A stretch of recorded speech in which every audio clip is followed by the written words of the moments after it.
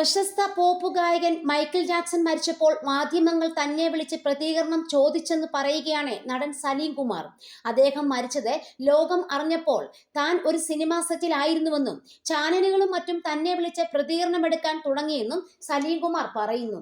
എന്തുകൊണ്ടാണ് തന്റെ അടുത്ത് അവർ മൈക്കിൾ ജാക്സനെ കുറിച്ച് ചോദിക്കുന്നതെന്ന് മനസ്സിലായില്ലെന്നും പിന്നീടാണ് ചതിക്കാത്ത ചന്തു എന്ന സിനിമയിൽ താൻ മൈക്കിൾ ജാക്സന്റെ രൂപത്തിൽ വന്നതുകൊണ്ടാണ് വിളിച്ചതെന്ന് അറിഞ്ഞതെന്നും അദ്ദേഹം പറഞ്ഞു. അത് കേട്ടപ്പോൾ ചിരിയേക്കാൾ കൂടുതൽ അത്ഭുതമാണ് തോന്നിയതെന്നും സലീം കുമാർ കൂട്ടിച്ചേർത്തു. ചിരി ഉണ്ടാക്കിയ പല സംഭവങ്ങളുമുണ്ട്. അത് പലതും പല രൂപത്തിൽ സിനിമകളിലേക്ക് കയറ്റിവിടുകയും ചെയ്തിട്ടുണ്ട്. എങ്കിലും പറയാം, മൈക്കിൾ ജാക്സൺ മരിച്ച വാർത്ത ലോകം അറിഞ്ഞുകൊണ്ടിരിക്കുന്ന സമയം തൃശ്ശൂരിലെ ഒരു ലൊക്കേഷനിലാണ് ഞാൻ ഉണ്ടായിരുന്നത്.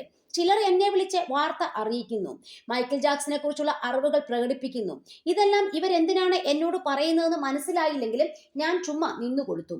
കുറച്ചു കഴിഞ്ഞപ്പോൾ ഒരു ചാനലിൽ നിന്ന് ഒരു റിപ്പോർട്ടർ വിളിച്ച് അനുശോചനം ലൈവായി വേണമെന്ന് പറഞ്ഞു.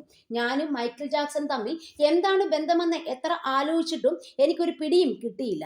അനുശോചനത്തിനായി വിളികൾ കൂടുതൽ എത്തിയപ്പോൾ ഞാനുമായുള്ള മൈക്കിൾ ജാക്സന്റെ ബന്ധം ഞാൻ തിരിച്ചറിഞ്ഞു. മൈക്കിൾ ജാക്സന്റെ രൂപത്തിൽ കണ്ട ഏക മലയാളി വ്യക്തി ഞാനാണ്. ചതിക്കാത്ത ചന്തുവിലെ ഡാൻസ് മാസ്റ്ററുടെ കഥാപാത്രം. മൈക്കിൾ ജാക്സണുമായി യഥാർത്ഥ ബന്ധമുള്ളവരിൽ നിന്നൊന്നും കമന്റുകൾ എടുക്കാൻ കഴിയാത്ത കേരളത്തിലെ മാധ്യമ പ്രവർത്തകർ എന്നെ വളഞ്ഞിട്ട് പിടിച്ചു. ചിരിയല്ല, അത്ഭുതമായിരുന്നു ആദ്യം തോന്നിയത്. പക്ഷേ ചാനലുകാർ തിരക്കുകൂട്ടി ഞങ്ങൾക്ക് സലീം കുമാരേട്ടന്റെ അനുശോചനം കൂടിയേ തീരുവെന്ന് പറഞ്ഞപ്പോൾ അന്ന് ഞാൻ അണപൊട്ടുന്ന ദുഃഖത്തോടെ ചാനലുകളിൽ സംസാരിച്ചു. അടുത്ത ദിവസം പുറത്തുവന്ന ഇംഗ്ലീഷ് പത്രത്തിൽ എന്റെയും പ്രഭുദേവയുടെയും അനുശോചന കുറിപ്പുകൾ പ്രാധാന്യത്തോടെ നൽകിയിരുന്നു. ഓർക്കുമ്പോൾ ഇന്നും ചിരി നിർത്താൻ കഴിയില്ലെന്നും സലീം കുമാർ പറയുന്നു.